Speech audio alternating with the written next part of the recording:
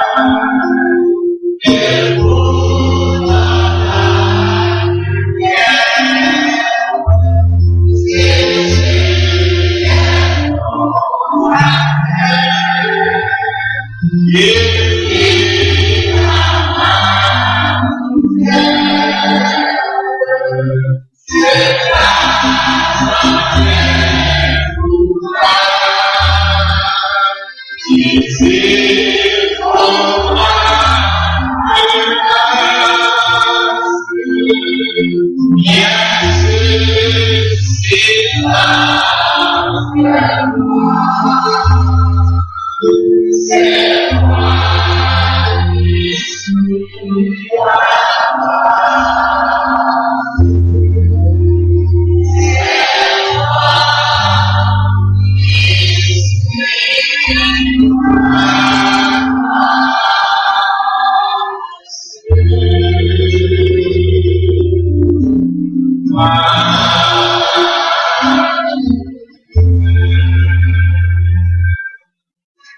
Et nous disons ensemble, béni soit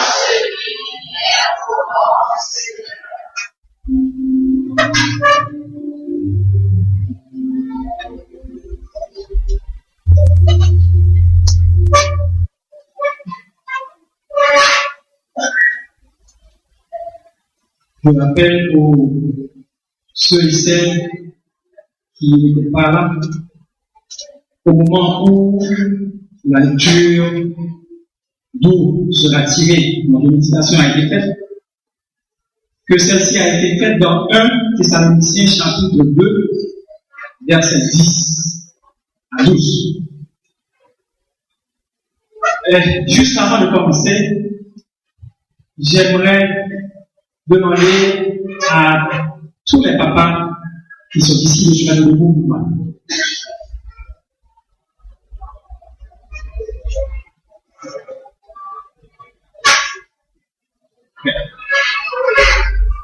Merci. Merci.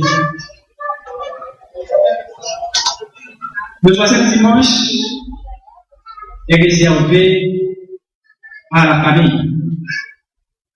Dimanche prochain sera la fête des pères. Gabriel, c'est quel dimanche?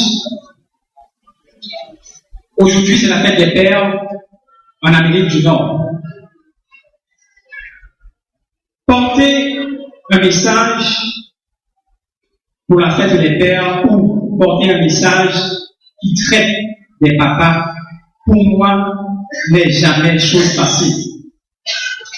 Et la raison est simple, c'est parce que les pères sont tellement décriés chez nous. Lorsque j'observe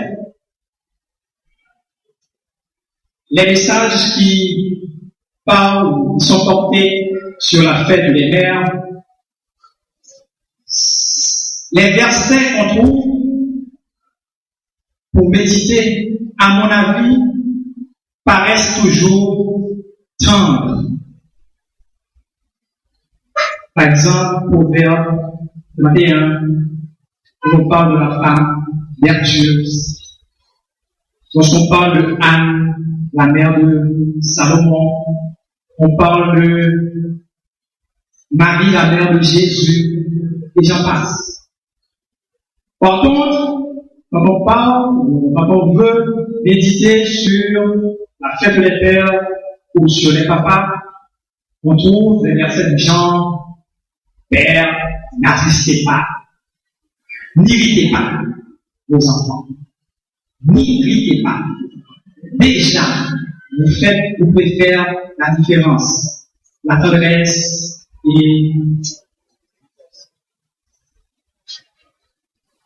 Mais, étant donné que, malgré tout, je suis convaincu, persuadé qu'il y a des pères qui sont exemplaires. Je pense à Joseph, le père nourricier de Jésus. Je pense à Zébédée, le papa des deux disciples de Jésus, deux disciples de Jésus. Et je suis convaincu aussi qu'il y en a ici ce matin. C'est donc avec joie, malgré tout, que, avec l'aide du Saint-Esprit de Dieu, nous allons réfléchir un peu sur les papas, sur les pères.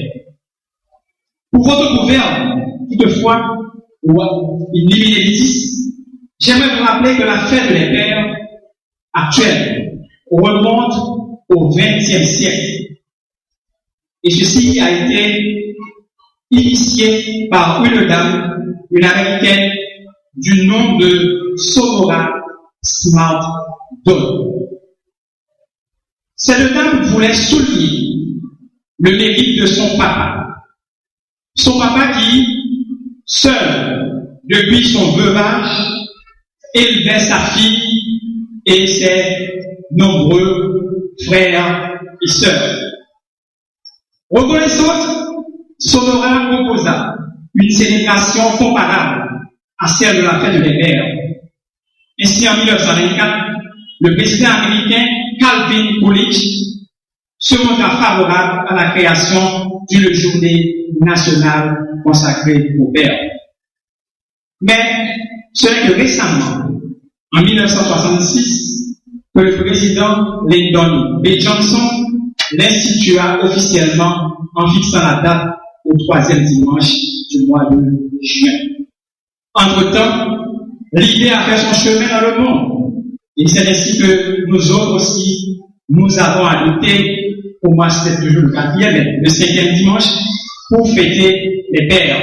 Mais quelle fête!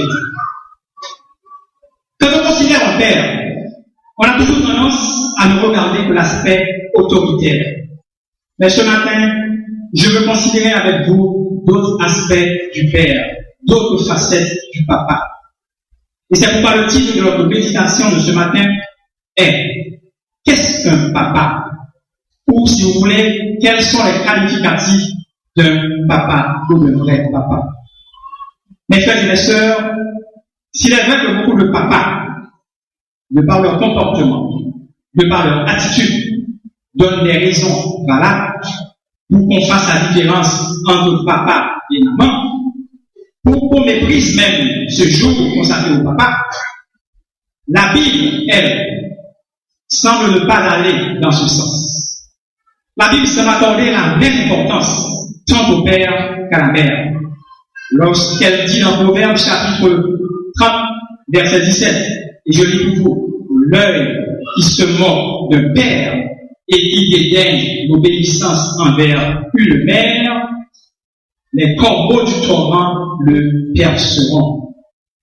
Elle poursuit en disant, au verset 22, au verset 24, écoute ton père, lui qui t'a engendré, et ne méprise pas ta mère quand elle est devenue vieille. Et au verset 25, nous lisons que ton père et ta mère se réjouissent. Dans aucun de ces versets, il n'est dit d'avoir une attitude envers la mère seulement.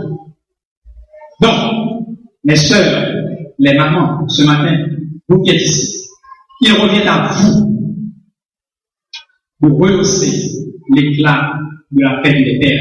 Car la Bible a mis le père et la mère auprès des enfants pour leur total épanouissement. La Bible n'a pas mis la maman out le père.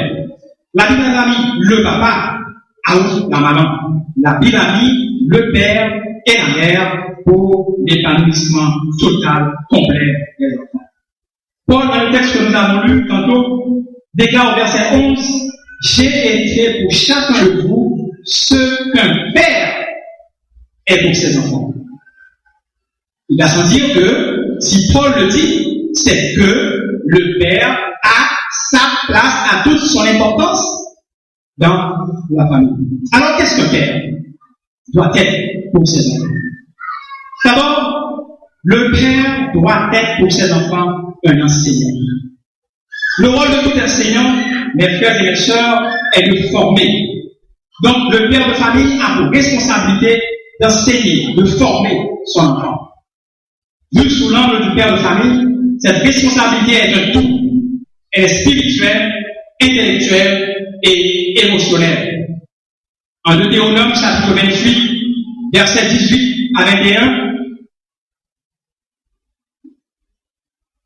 Dieu donne au père la responsabilité d'enseigner, d'instruire, de former les enfants en suivant la parole.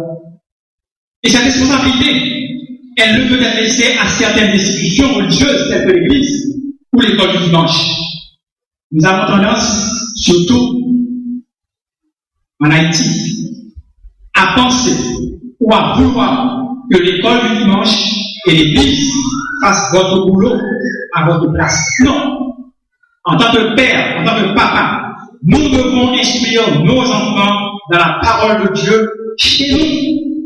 Et ce n'est pas seulement au culte de famille que nous devons